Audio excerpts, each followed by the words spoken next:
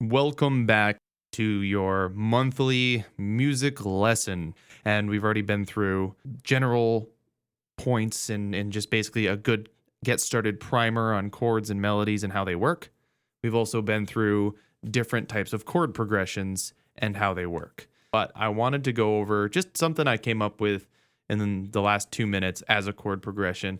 You can see it right on your screen. It's A minor, E minor, D minor, and B minor. And yes, it does. It's a little bit of a weaker resolution to the A, back to the A, but it still works because it is the 2 chord that goes back to the 1 chord in the minor scale there. So it still works out as we talked about last month. Have you listened to this so you can kind of get this in your head? Because even if you know all the theory in the world, you still do have to come up with it, and a lot of times that just comes out of your brain. So check this out.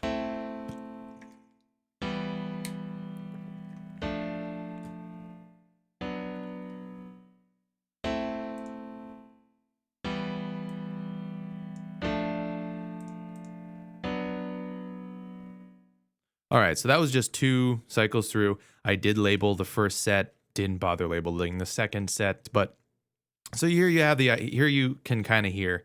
Now, the most basic of all melodies, and this is actually a melody, but if you did just whole notes, as we see in the chords there. So one of the easiest ways you can do it is literally just have a melody, and I know this sounds cheesy, and we'll do this high note right here. So you can just go doop.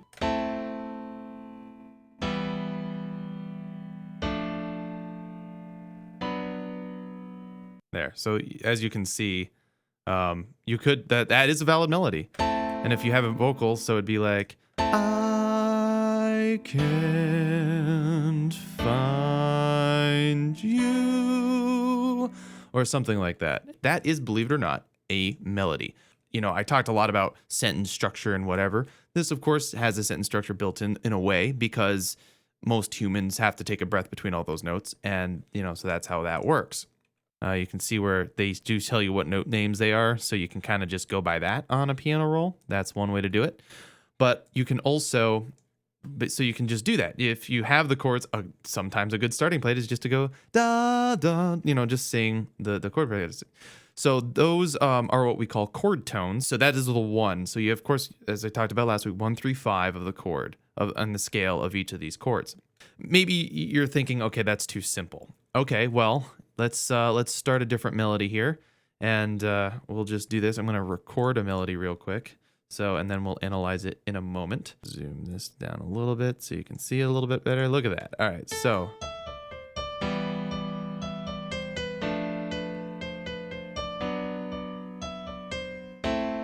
okay, you may be thinking, man, some of those notes didn't sound too good. We'll get to that in a moment, but I want to break this down for you. Okay, so we started on the A minor with 2 chord tones here. We went right from A to the E there.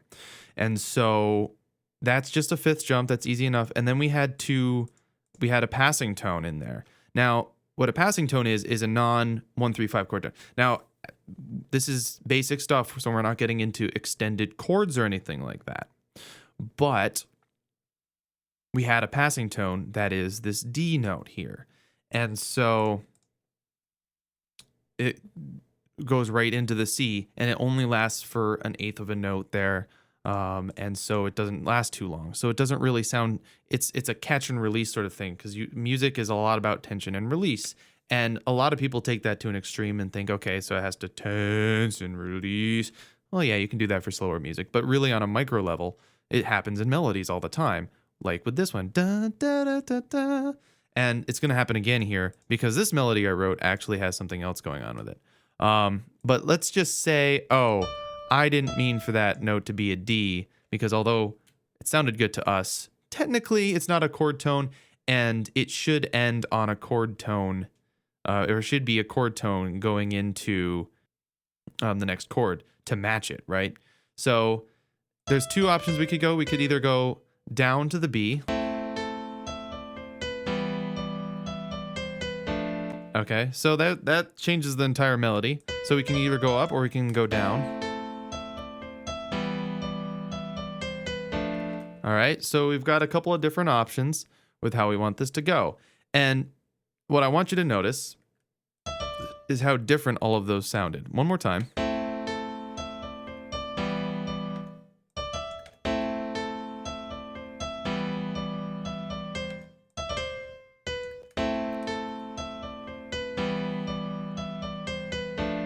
Okay. So the 7th note of the chord can actually act as a chord tone, basically. Now, it's not a chord tone unless you have a chord that outlines it out. But we have E minor there, right? So that's, and I'm just playing that for now, but we have the E minor, and that's the notes that's playing right now. And then but another common chord that's added, you just add the 7th on top. I mean, you've probably heard that chord played in a lot of different scenarios. That extra D on top just makes a very pleasing sounding chord. That's why it works. And that tends to work with almost every minor 7th in a minor chord. I mean, there's A minor 7, there's G minor 7, there's F minor 7. I mean, those minor 7 chords, they just sound really nice. And they're called minor 7 because it's the 7 is not the major 7th that would be if it was a major chord. So it's the 7th note in the minor scale. That's really all you have to think about it. But the chord is called a minor 7 chord. I know we're talking about melody today, but that's important. So that works. And so if you're in a minor key, you can always do that, basically. You can always use that minor 7th as a melody tone. So it provides a little bit different feeling. But that aside, let's change it so that we're sticking to our guns here and we're making sure that the first note that is in the chord is a chord tone. So again, the 1, 3, 5s, because we have the A, which is A, C, E, and then this E chord is E, G, B. Again, we talked about it last week, but here you can see the chords on the screen as well. So if you're following along at home, that's where that goes. So, ooh, now that didn't sound too good. That sounds all nasty. Well, here's why. Because this is D, and then that B note is just the 6th. So it doesn't really sound terribly good. Now, if you're going for something that sounds really uneasy, sure. But most of the time when you're writing like electronica, pop stuff, whatever, you want more consonant notes. So, and a nice flowing melody. Now you can have jumps. So we could go from C here. We can have it go to the A, which is, it's a little bit farther apart, but it might still sound pleasing. Let's check it out. Again, one of the best ways is to just plug it in there and see how it sounds. But let's go. That kind of falls on itself. It's kind of like, ugh. So, I mean, again, there's a lot to be said about what you're going for emotionally and feeling-wise, but I don't think that sounds too pleasant, so we adjust it. And again, we're just using this as a guideline. Oh, we don't want to adjust it to a non-chord tone because it'll sound gross. So,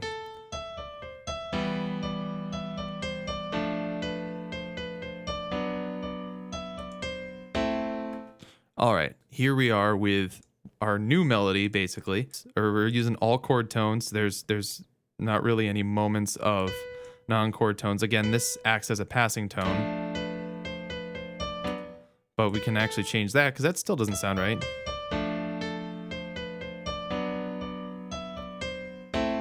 All right, so again, you can see there's a little space here. And if you want to look at it on the staff, there's a little space right here that is acting as our punctuation. As we talked about in the primer, you want your melodies to basically be like sentences and not just how are you doing, everybody?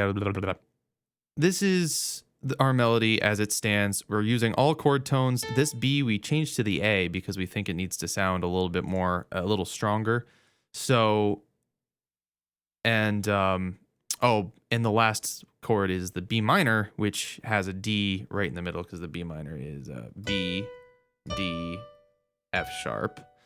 Now, F sharp's not in the A minor key, but sometimes when you're using a chord, you just need to have that off note.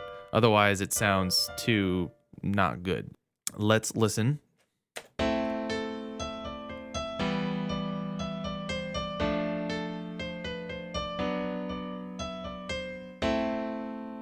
So it could end right on that A easily enough.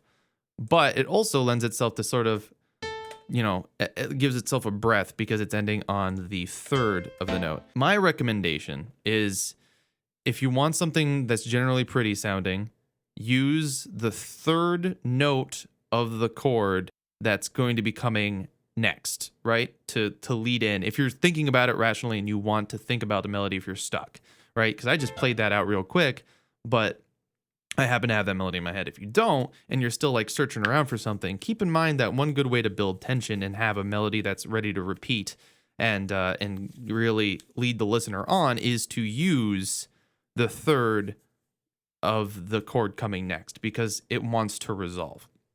The fifth sometimes does, but you can also end on the fifth very often because it's the melody, it's not the chord. Now, the chord you don't want to end on the fifth usually. That just sounds tense. But if you have the fifth playing over the rest of the chord, then it just sounds, because the rest of the chord is happening, it sounds like it's done. Remember the rules where you want to resolve on the first chord of the scale that you're in. Like, so the one chord, aka, the A minor in this case, but that's for chords. Melodies can end on the fifth or the first and still be all right. Sometimes they can end on the third, but that's a different thing and usually only works in major scales in my experience. But generally, the strongest endings are the first and the fifth in the melody. And we're going to rewind back. Just remember what I said earlier about, hey, there's that seventh thing. And I think that just adds a little bit more.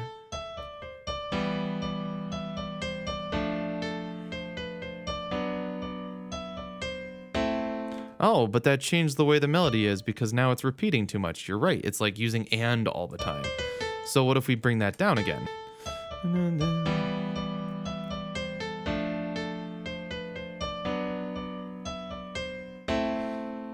Right? So what did we do there? Just to recap, we changed this back to the original, like when I originally played the melody. We switched it back to that D, which is the one highlighted. And that's the E minor scale, as we've talked about. And because we needed to have a different note coming up for the melody, we decided to make it so that the D minor doesn't go back up to the D, because once you have it hitting D 3 times in a short span, it sort of sounds boring and repetitive. So we bring it down, and that's not always the case, by the way, but in this case it is. So we bring it back down to A, okay? So you want to make sure you're very sensitive to that when you're sculpting your melodies. Again, keeping the rules in mind of the first certain things. Now, we know B doesn't work on this scale, but what if we still wanted that melody because we really liked it?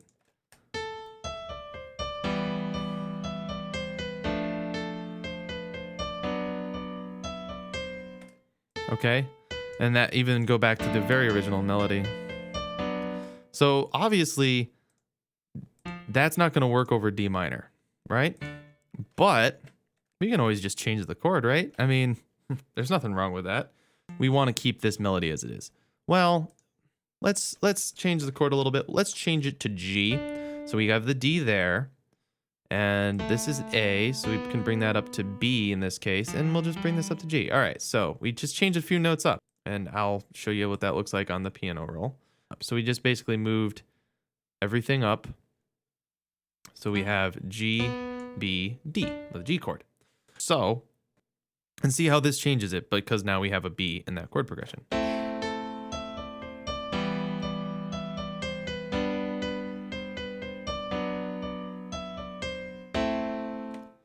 Boom, there we go. So that's how we can keep that one thing. And now this is the other thing. When you're sculpting a melody and you're thinking about it in your head, and if you have any, you know melodies and you know what you hear in your head and you want to get it on paper, if you think of a melody to a chord progression and one of the notes in the melody is wrong. And the reason I was going over changing the melodies, because sometimes you want to do that because you're looking for something different. Because sometimes maybe you use A, E, G, B minor all the time. Maybe you don't. But if you do and you want to change it, then you change the melody. So that way you have something different. But if you are just exploring this, like I don't think I've ever used this particular chord progression before, then if you have that one note and you really like that melody and the way it sounds, change the chord. And I know that's like kind of flying in the face because we were just talking about how to build melodies to a chord, but sometimes it's just better to change the chord, especially if you're early in the writing process. And what you can do is another trick here, copied that chord progression originally. So instead of repeating a melody twice, so now that you have that change, you can change this melody back and, that note back to an A, so it's ever so slightly different. And that can be pretty awesome because you can just change those two, and now you have a repeating melody, which is good for, of course, the unts, and then you have everything else.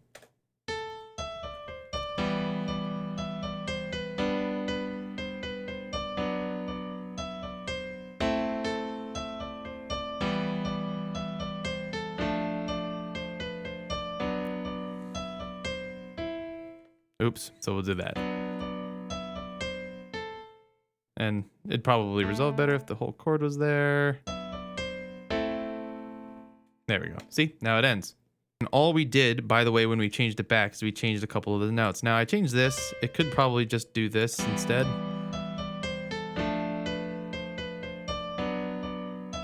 So basically you change one note in the melody and it sounds just a little less repetitive because you changed the one note in the melody and because you originally had that chord progression. So sometimes when you write a melody to a chord progression, keep the old chord progression. Don't forget it. Just make sure you keep it around because sometimes you can make it. So now we have what was originally like 6 seconds of music is now 12 of pretty awesome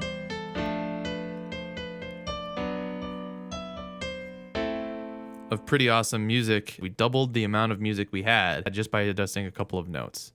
And that's really the nitty and gritty of the melody. These are tools that if you're stuck and you're not sure what to do, you can say, okay, well, that melody is something I've done before. I don't like that melody. I can't believe I started on the root note. Let's try something a little different.